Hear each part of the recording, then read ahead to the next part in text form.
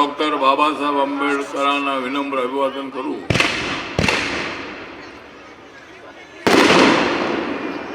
जसा क्रिकेटचा खेळ खेळावा, जसा क्रिकेटचा खेळ खेळावा तसा नाही आरपीआयचा मेळावा।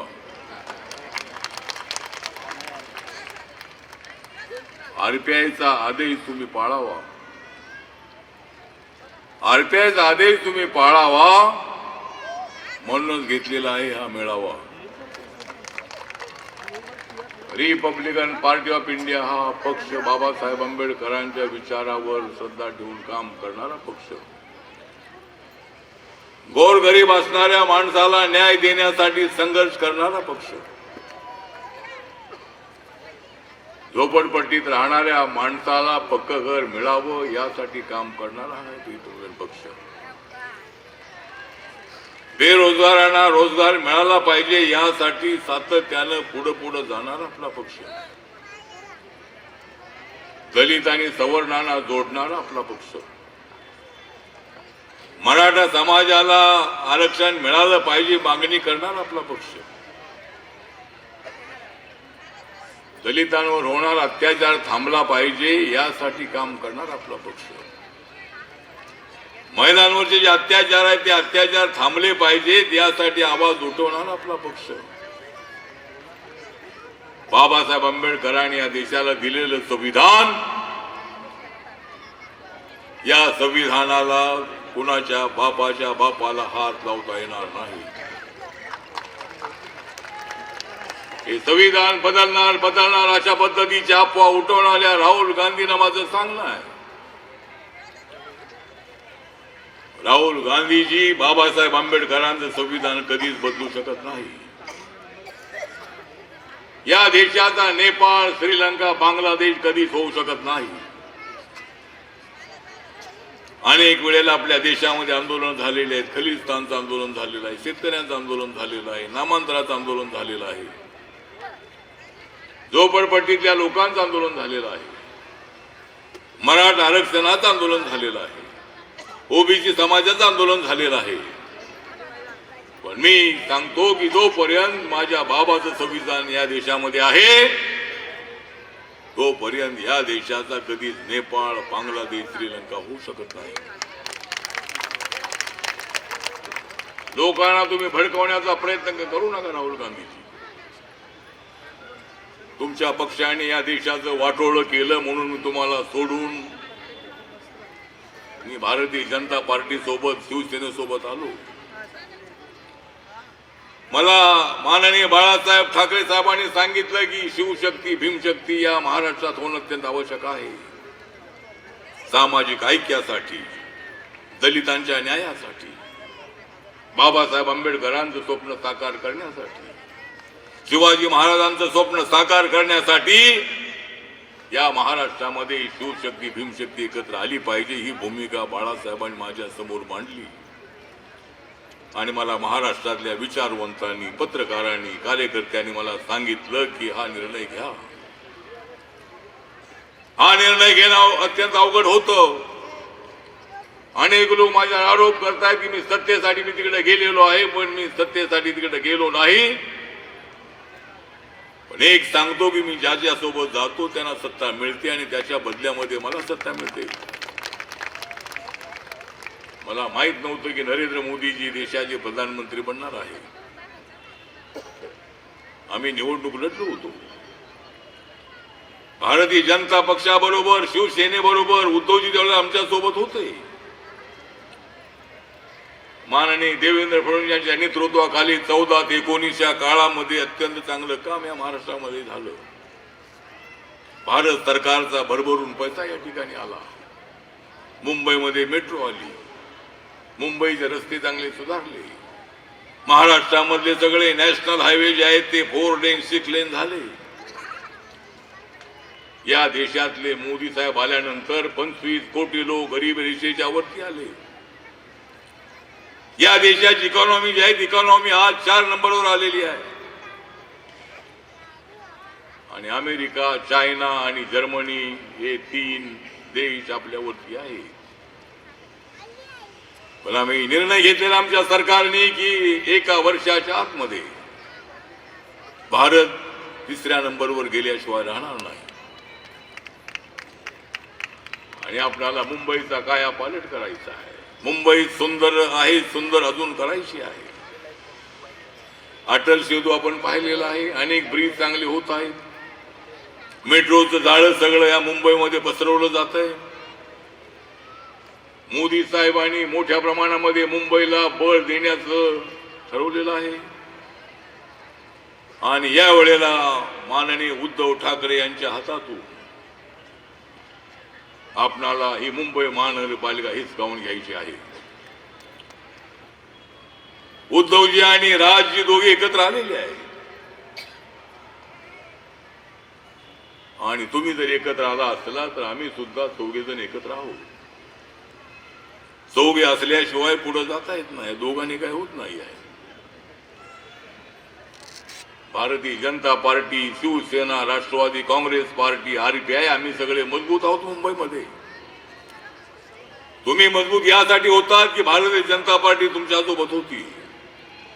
उद्धवजी तुम्ही यासाठी मजबूत होता की त्यावेळेला रिपब्लिकन पक्ष तुमच्या सोबत होता. आता काँग्रेसची तुमच्या सोबत नाही. पवार साहेब काय करतायत मला माहित नाही आहे आणि तुम्ही दोन बंधू एकत्र आलेले आहात. राजसाहेब ठाकरेजी सातत्यानं भाषेच्या मुद्द्यावर आम्हाला मराठीचा अभिमान आहे. मराठीचा अपमान आम्ही अजिबात सहन करू शकत नाही. पण हिंदी सुद्धा आपली राष्ट्रभाषा आहे. महाराष्ट्र ही या देशाची आर्थिक राजधानी आहे. या ठिकाणी भारताच्या प्रत्येक राज्यातला माणूस या ठिकाणी येतो कारण या ठिकाणी त्याला रोजगार मिळतो, त्याचं पोट भरतं आणि म्हणून माणसे येतात. म्हणून माणूस ही दाखवण्याची जबाबदारी आपल्या सगळ्यांची आहे. मराठी आलं पाहिजे ठीक आहे, पण ज्याला मराठी येत नाही त्याला थप्पड मारणं हे कितपत मर्दुमकीचं काम आहे. याला मर्दुमकी म्हणत नाही. 8-10 लोकांनी त्याला थप्पड मारायचो, मराठी बोल, तू मराठी बोल. मराठी बोललं पाहिजे. पण इथं राहणारे जे नॉन मराठी जे जवळजवळ 60% लोक इथं आहेत. मराठी लोकांची संख्या 40% आहे. 60% नॉन मराठी लोकांपैकी जवळजवळ 80% लोक इथं अत्यंत चांगले स्खलित मराठी बोलतात. केरळचा माणूस इथं इथली मुलगा मुलगी मराठी चांगली बोलते. तामिळ बोलणारा मराठी चांगलं बोलतो. हिंदी बोलणारा मराठी चांगलं बोलतो. पण मराठीचा स्वाभिमान असल्याची भावना समोर आणून समाजामध्ये फूट पाडणे बाबासाहेबांच्या संविधानाला मान्य नाही. बाबासाहेबांच्या संविधानाने सांगितलंय की जात, धर्म, भाषा, भेद, वंश यापेक्षा भारत देश अत्यंत महत्वाचा आहे. तुमच्यावर किती अत्याचार झाले तर देशाची वेळ आली तो तुम्ही या सगळ्या गोष्टी बाजूला ठेवा आणि देशासाठी लढा. हे बाबासाहेबांनी आम्हाला शिकवलं आहे. बाबासाहेबांच्या संविधानाने आम्हाला शिकवलं आहे आणि म्हणून आम्ही अनेक वेळेला आम्ही पिढ्यानपिढ्यापासून अन्याय सहन करणारे आम्ही लोक आहोत. वेशीच्या बाहेर आम्ही राहिलेलो लोक आहोत. तर बाबासाहेबांच्या संविधानाने सगळ्या वेशी तोडून टाकल्या, भिंती सगळ्या तोडून टाकल्या. आम्ही आता गावात आलेलो आहोत. आता आम्ही मुंबईत आलेलो आहोत. आमचा अपमान कुणीच करू शकत नाही. जर अपमान कुणी केला तर त्याला उत्तर देण्याची ताकद आमच्यामध्ये जरूर आहे. आमचे किती लोक निवडून येत आहे ते सोडून द्या. आमचे जास्त लोक निवडून येत नाहीत. मुंबई महानगरपालिकेमध्ये नक्कीच आम्हाला भारतीय जनता पार्टी आमचा जुना मित्र आहे.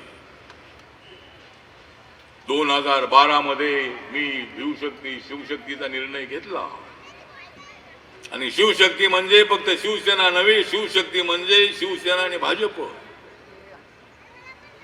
सुरुवातीला शिवसेनेची ताकद मोठी होती. बाळासाहेब असताना शिवसेना मोठी होती. नरेंद्र मोदी साहेब येण्याच्या अगोदर शिवसेना मोठी होती, भाजप थोडी छोटी होती. विधानसभा लढताना जवळजवळ 171 जागा शिवसेना लढायची, 117 जागा भाजपच्या असायच्या. पण माननीय नरेंद्र मोदी हे दिल्लीच्या राजकारणात आल्यानंतर 2014 मध्ये त्यांनी 450 सभा घेतल्या. काँग्रेसच्या भ्रष्टाचारावर जबरदस्त अशा पद्धतीने हल्ला त्यांनी केला. त्यांच्या सोबत अनेक सभांमध्ये मी होतो आणि नरेंद्र मोदीजी मला ते मुख्यमंत्री असल्यापासूनच ओळखत होते. ते मराठीमध्ये बोलायचे. बाबासाहेबांवर त्याने एक पुस्तक लिहिलं, त्याने मला ते दाखवलं होतं, मला ते दिलं होतं. त्यामुळं लोकसभेच्या प्रचारामध्ये मी होतो आणि मला लोकसभा निवडणुकीच्या अगोदरच भारतीय जनता पार्टीने राज्यसभा दिली होती. ज्या वेळेला उद्धवजी ठाकरे आणि भाजपमध्ये अलायन्स होत नाही अशा पद्धतीची परिस्थिती निर्माण झाली, त्यावेळेला उद्धवजीने मला मातोश्रीवर बोलावलं होतं. उद्धवजी म्हणाले होते की तुम्ही माझ्यासोबत या आणि तुम्ही जर माझ्यासोबत आलात, शिवसेनेसोबत आलात, तर तुम्हाला आनंद गीतेंचं मंत्रिपद देतो. किंवा आपली सरकार आलं तर तुम्हाला उपमुख्यमंत्री करतो. मनातल्या मनात म्हणालो की तुमचं सरकारच येणार नाही तर उपमुख्यमंत्री मी कसला बनतो. आणि आनंद गीतेंचं जे मंत्रिपद आहे ते तुम्ही म्हणताय की तुम्हाला देतो, तर तुम्ही भाजप बरोबर युती तोडलेली आहे, तर भाजप तुम्हाला उद्या सोबत ठेवतं की नाही माहित नाही ना, मला कसलं मंत्रिपद मिळतंय. आणि मी ज्या वेळेला शरद पवारांना काँग्रेसला सोडून मी तुमच्या सोबत आलो होतो, त्यावेळेला तुम्ही मला राज्यसभा द्यायला हवी होती, पण तुम्ही ती राज्यसभा दिली नाही. मी काय अट टाकून आलो नव्हतो, मी काही सत्तेसाठी आलो नव्हतो, पण मला भारतीय जनता पार्टीने गोपीनाथ मुंडे त्या काळामध्ये होते. गोपीनाथ मुंडेंना माहित होतं की पॅन्थरच्या काळामध्ये मराठवाडा विद्यापीठाला बाबासाहेबांचं नाव देण्यासाठी जे आंदोलन झालं, त्या आंदोलनामध्ये भारतीय जनता पार्टी होती. गोपीनाथ मुंडे, प्रमोद महाजन हे जेलमध्ये होते. आणि ज्या वेळेला बाळासाहेबांच्या बरोबर माझी चर्चा झाली, त्यावेळेला बाळासाहेब म्हणाले की बाबासाहेबांचे आणि माझ्या वडिलांचे फार चांगले संबंध होते. प्रबोधनकार ठाकरेंच्या सूचनेप्रमाणे बाबासाहेब आंबेडकर संयुक्त महाराष्ट्राच्या चळवळीमध्ये आले होते. मला त्यांच्याबद्दल प्रचंड आदर आहे, पण माझ्याबद्दल अनेक लोकांनी गैरसमज पसरवला आणि म्हणून आपण कुठेतरी एकत्र आलं पाहिजे. आणि ज्या वेळेला मी हा निर्णय घेतला, त्यावेळेला प्रत्येक शिवसैनिक, प्रत्येक भाजपचा कार्यकर्ता जय भीम म्हणत होता. तो जय भीम म्हटला की आम्ही जय महाराष्ट्र म्हणत होतो. सामाजिक अभिसरणाचा प्रयत्न त्या काळामध्ये झाला होता मोठ्या प्रमाणामध्ये. समाज एक करणे आमची जबाबदारी आहे, बाबासाहेब आंबेडकरांची हीच भूमिका होती. आणि मी भारतीय जनता पार्टी सोबत राहिलो. मला मंत्रिपद जवळजवळ आता 13.5 वर्षापर्यंत मला मंत्रिपद मिळतंय. म्हणजे 9.5 वर्ष मला झाली आणि अजूनही 3-4 वर्ष मी मंत्री आहे. 2019च्या निवडणुकीमध्ये सुद्धा नरेंद्र मोदीजींच्या नेतृत्वाखाली सरकार येणार. नरेंद्र मोदीजी पंतप्रधान बनले की मी हा पट्ट्या मंत्री होणार. आणि जरी मी उद्धवजी बरोबर गेलो असतो तर मला असंच भुकवर राहावं लागलं असतं, मला असंच तिकडे कुठेतरी फिरावं लागलं असतं. मला शिर्डीमध्ये ज्या वेळेला हरवलं होतं त्यावेळेला पवार साहेब म्हणत होते की रामदासजी तुम्ही राज्यसभा घ्या. 2.5-3 वर्षाची राज्यसभा त्यांच्याकडे होती, नंतरही मला ती मिळाली असती आणि कदाचित मला त्यावेळेला मंत्रिपदही मिळालं असतं. पण ते मंत्रिपद 5 वर्षासाठीच मिळालं असतं आणि मला त्यांच्याकडे राहावं लागलं असतं. मी त्यांना सोडल्यामुळं मला 13.5 वर्ष मंत्रिपद आता मिळते आणि पुढची 5 वर्ष मिळतील. तो ठीक आहे, मंत्रिपदाचा विषय नाही आहे, पण मी ज्यांच्या सोबत जातो त्यांच्या विरोधामध्ये कधीच भूमिका घेत नाही, कधीच मी उलट सुलट बोलत नाही. काय लोकांना वाटत असेल की नगरपालिकेच्या निवडणुकीमध्ये नेते सगळे एकमेकांच्या विरोधामध्ये बोलत आहेत, पण त्या लोकांना माहित नाही की हा आहे आमचा गनिमी कावा, हा आहे आमचा सर्वांचा गनिमी कावा. आम्ही ठरवलंय की एकमेकांच्या विरोधामध्ये जर उमेदवार उभे केले तरी निवडणुकीनंतर आपण सगळ्यांनी एकत्र यायचं. जेवढ्या कार्यकर्त्यांना तिकीट द्यायचं तेवढी द्या. आणि मुंबई महानगरपालिकेमध्ये आपण सगळ्यांनी एकत्र यायचंच, अशा पद्धतीचं आम्ही ठरवलंय. माननीय देवेंद्र फडणवीस, एकनाथ शिंदे साहेब आणि अजितदादा पवार यांच्यामध्ये कसलेच मतभेद नाही. आणि मतभेद काय झाले तरी मी मिटवायला तयार आहे. हा पट्ट्या त्यांचे सगळं माझे सगळे मित्र आहेत. आज एकच सांगणं आहे की वाटेल ते झालं तरी चालेल, पण या ठाकरे बंधूंना मुंबईची सत्ता अजिबात मिळता कामा नये. आम्ही साटम साहेब, तुम्ही अत्यंत डॅशिंग अध्यक्ष आहात. आज तुम्ही आमच्या रिपब्लिकन पक्षाच्या मंचकावर आलेले आहात आणि तुमची भाषणं अत्यंत धारदार असतात, अत्यंत जबरदस्त तुमचा अटॅक असतो.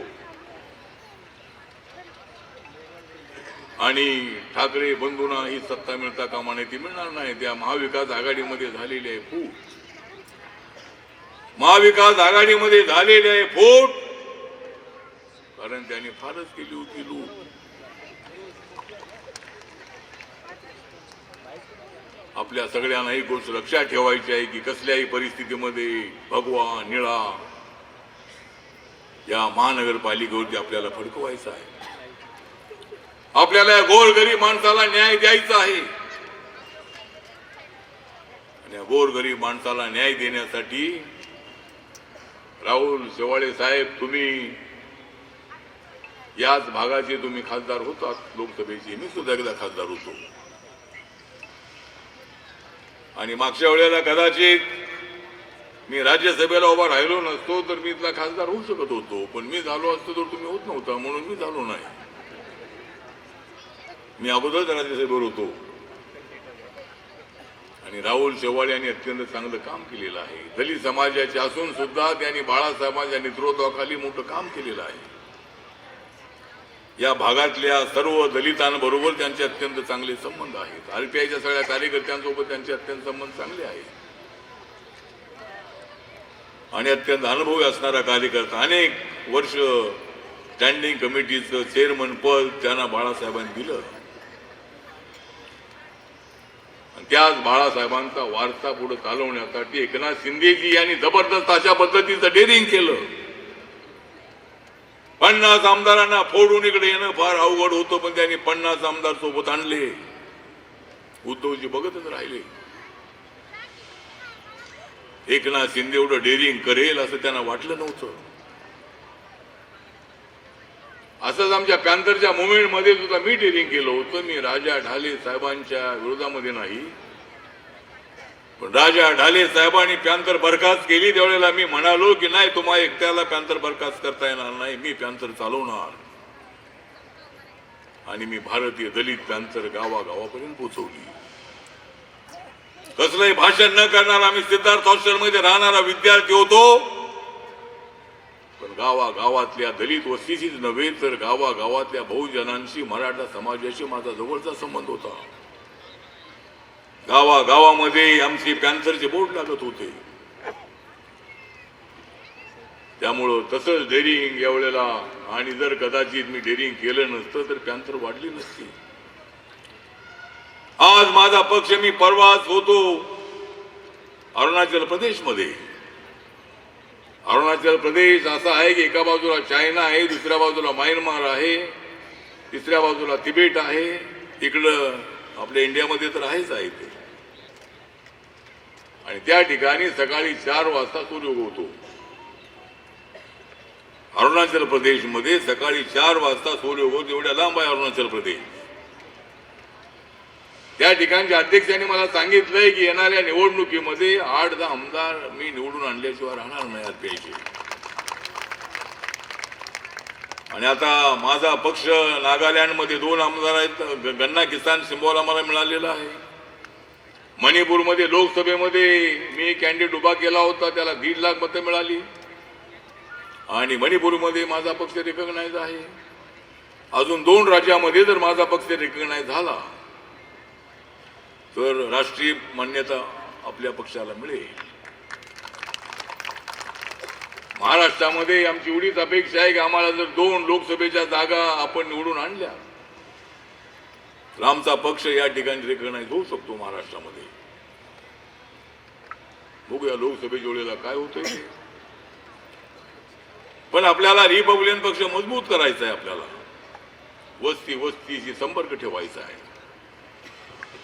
ज्या कार्यकर्त्याला निवडणूक लढवायची आहे त्या कार्यकर्त्यांनी आपली तयारी ठेवली पाहिजे. घराघराशी संपर्क असला पाहिजे आपला आणि लोकांच्या कामांच्या संबंधामध्ये सातत्यानं आपण काम करत राहिलं पाहिजे. आम्ही साटमजी, राहुल शेवाळेजी, सिद्धार्थ कांबळेजी, आज सिद्धार्थ कासार यांच्या अध्यक्षतेखाली आमची सभा होते. आमचे सगळे रिपब्लिकन पक्षाचे नेते उपस्थित आहेत. अनेक लोकांना भाषण करायला मिळालं नाही. सगळ्यांनीच भाषण केलं पाहिजे असं नाही. भाषण करण्यापेक्षा काम करणं अत्यंत आवश्यक आहे. हे मीडियाचे लोक इथं आलेले आहेत. आपली भाषणं 20 लोकांची भाषणं, 25 लोकांची भाषणं ऐकून लोक थकलेले आहेत. म्हणून सगळ्यांनीच भाषणं केली पाहिजे असं नाही. मी भाषण न करता मी नेता झालेलो आहे. कार्यकर्ता म्हणून मी नेता समजत नाही. मी माझे पाय नेहमी जमिनीवर असतात. मला माहित आहे की जमिनीवर एकदा माझे पाय वर गेले की मी कुठं जाईन काही सांगता येत नाही. पुन्हा जमिनीवर येता येणार नाही. म्हणून मी नेहमी जमिनीवर असतो. मी जरी खासदार असलो, मंत्री असलो नसलो तरी माझ्यासोबत लोक आहे. जेवढे आहे तेवढे आहे. दिल्लीला गेलो तर त्या ठिकाणी मोठी गर्दी असते मला भेटायची. इथं आलो तर मोठी गर्दी असते लोकांची. त्यामुळं मी काम करत राहणारा कार्यकर्ता आहे. आणि म्हणून आजच्या या मेळाव्यामध्ये नंतर तुम्हाला जिल्ह्यामध्ये काही मेळावे घ्यायचे आहेत. त्या ठिकाणी भाजप, शिवसेना, राष्ट्रवादीच्या नेत्यांना बोलवायचं आहे. कोणत्या ठिकाणी तुम्हाला निवडणूक लढवायची आहे ते मतदारसंघ काढायचे आहे. अमित साटम साहेब यांच्याशी बोलायचं आहे. राहुल शेवाळे साहेब इथं आहेत, त्यांच्या बरोबर या जिल्ह्याच्या लोकांनी बोलायचं आहे. इथल्या बीजेपीच्या जिल्हा अध्यक्षांशी बोलायचं आहे. मुंबईमध्ये जे 6 जिल्हे आहेत त्या 6 जिल्ह्याच्या अध्यक्षांच्या बरोबर आपण बोलायचं आहे. आणि आपल्याला कुठला मतदारसंघ लढवायचा आहे, कुठला मतदारसंघ मिळू शकतो, कोणत्या ठिकाणी भाजपचा सिटिंग आहे, कुठं शिवसेनेचा सिटिंग आहे, याचा विचार करायचा आहे. पण काही ठिकाणी असं आहे की आम्ही जी आपला मुरुडमध्ये आमची संख्या तर चांगली आहे. एकदा आमचा नगरसेवक त्या ठिकाणी होता.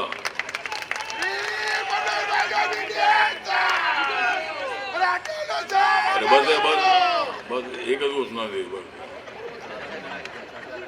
तर त्या ठिकाणी आता मागच्या वेळेला आम्ही तुमच्यासोबत म्हणजे होतोच आम्ही तुमच्यासोबत. त्यामुळे 6च्या 6 मतदारसंघ तिथं बीजेपीचे आहे. आमच्या कार्यकर्त्यांचा आग्रह आहे की एखादा मतदारसंघ आम्हाला दे. आम्ही अनेक वेळेला सॅक्रिफाईस करतो. अनेक वेळेला आम्हाला मतदारसंघ मिळत नाही जे हवे ते. त्यामुळे मुलुंड तालुक्यामध्ये दलितांच्या मतांची संख्या अत्यंत चांगली आहे. त्यामुळे एखादा जो वार्ड आहे तो एखादा वार्ड आम्हाला सोडण्यासाठी विचार व्हावा. सगळ्या ठिकाणी आम्ही तुम्हाला अडचणीत आणणार नाही. मागच्या वेळेला काँग्रेसच्या अलायन्समध्ये 1992 मध्ये मी महाराष्ट्राच्या सरकारमध्ये मंत्री असताना शिवसेना भाजपची 27 वर्षाची सत्ता होती. ती सत्ता त्यांची गेली आणि काँग्रेस आणि रिपब्लिकन पक्षाची सत्ता आली. मुरली देवरा त्यावेळेला मुंबईचे अध्यक्ष होते. त्यांच्या समोर मी त्यांना सांगितलं की तुम्ही असं करा की मुंबईमध्ये दलितांची मोठी संख्या आहे. महाराष्ट्रीयन दलित आणि साऊथ इंडियन दलित, नॉर्थ इंडियन दलित, गुजराती दलित यांची संख्या मुंबई शहरामध्ये मोठी आहे. तुम्ही असं जाहीर करा की आमची सत्ता आली तर पहिला महापौर रिपब्लिकन पक्षाचा, असं आपण जाहीर केलं तर दलित मतं मोठ्या संख्येने तुम्हाला मिळतील. आणि मुरली देवराणी तसं अनाउन्समेंट केली की आमची सत्ता आली तर पहिला मेयर RPIचा, आणि सत्ता आली आपली. चंद्रकांत हंडोरे त्यावेळेला मुंबईचे महापौर झाले. तर आज काय असं आम्ही अनाउन्स करा असं म्हणत नाहीये, पण आम्ही तुमच्या सोबत आहोत. आम्हाला सत्ता मिळाली पाहिजे. मुंबईमध्ये आपली महानगरपालिका ताब्यात आल्यानंतर ज्या कमिट्या आहेत त्या मिळाल्या पाहिजे. जिथं जागा आमच्या निवडून येतात, जिथं चांगला कॅन्डिडेट आहे ते वार्ड आम्हाला मिळाले पाहिजे. आणि त्यासाठी एकदा आमच्या कार्यकर्त्यांनी, कारण मला वेळ नाही, मी सारखा मुंबईच्या बाहेर असतो, महाराष्ट्राच्या बाहेर असतो, मुंबईच्या कार्यकर्त्यांनी आणि मुंबईत राहणारे आमच्या गौतम सोनवणे आहेत, अविनाश मातेकर आहेत, सिद्धार्थ कासारे आहेत, विवेक पवार आहेत, संजय डोळसे आजच्या कार्यक्रमाचे स्वागताध्यक्ष आहेत.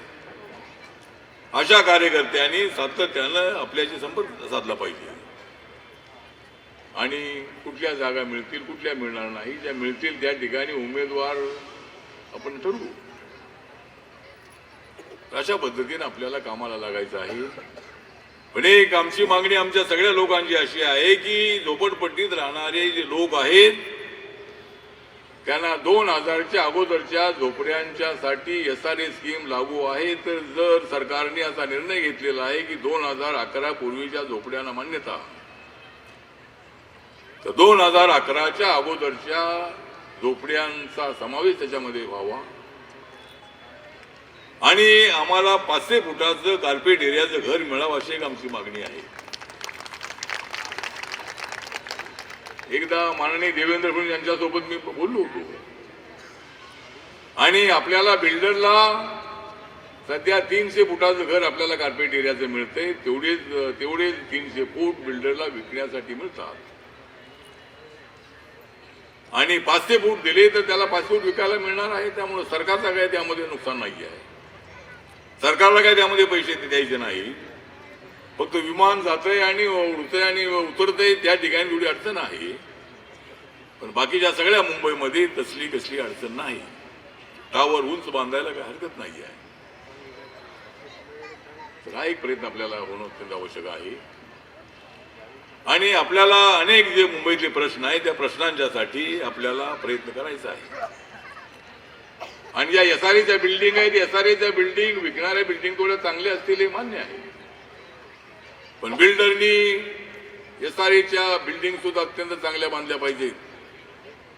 बाहेरचा पॅसेजचा थोडा मोठा असला पाहिजे, कारण 300 फुटाचं घर जरी कार्पेट एरियात असलं तरी फार तसं मोठं घर नाही आहे. तर त्याचा सुद्धा थोडा आराखडा तयार करणं अत्यंत आवश्यक आहे. आणि एक गोष्ट शासनाने चांगली केलेली आहे की रमाबाई आंबेडकर नगर असेल, BDD चाळी असतील, त्या ठिकाणी सरकारच्या वतीने बिल्डर दिलेला आहे.